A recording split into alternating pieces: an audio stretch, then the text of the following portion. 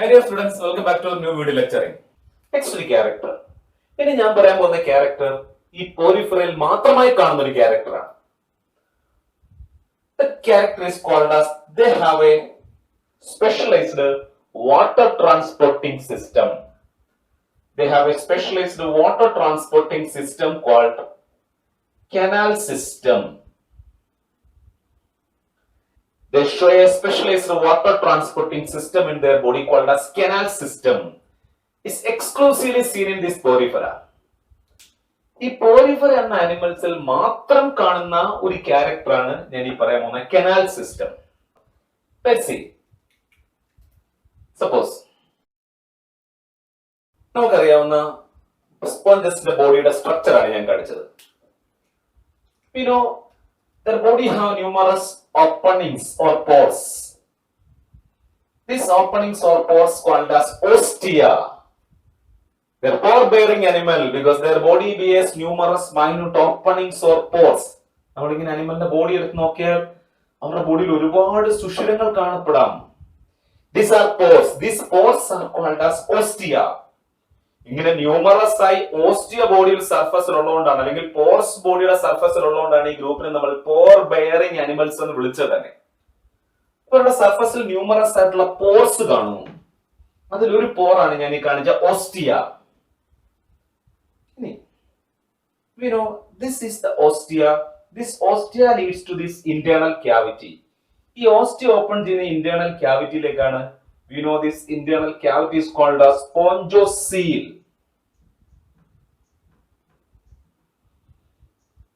ഈ internal cavity ആണ് spongocoel.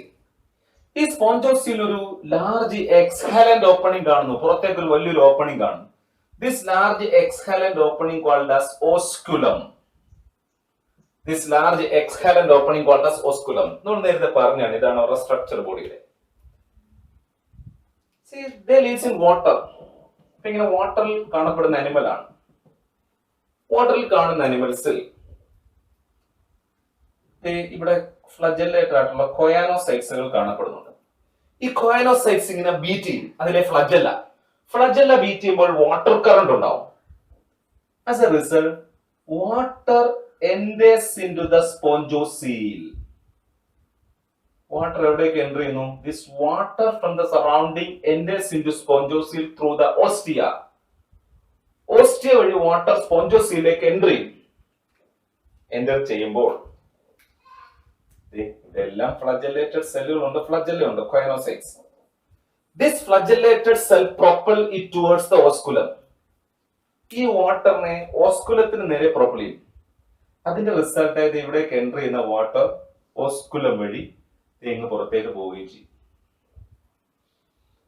So water enters into the spongocoel through the ostia, and from this spongocoel this water eliminated to the surroundings or to the water or to outside through this large exhalent opening called as osculum.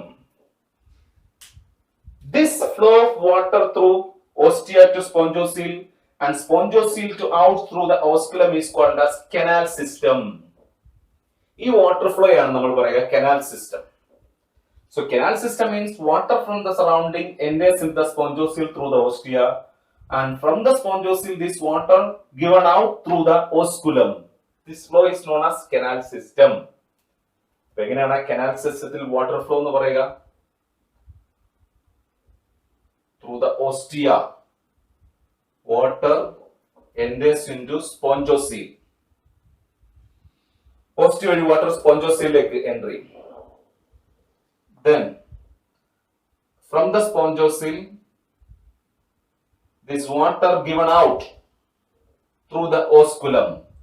Spongocoel നിന്നും water osculum വഴി പുറത്തേക്ക് പോകും. This flow of water is called as canal system.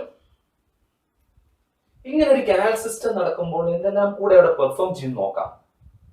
Canal സിസ്റ്റത്തിന്റെ function, ഈ water അകത്തേക്ക് കയറി.